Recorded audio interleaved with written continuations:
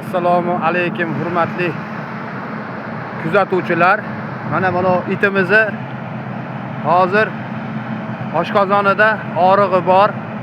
Kecha ko'proq yeb qo'ygan. Tovuq suvaylarini yegan ekan, oshqozoni buzilishi kuzatilyapti.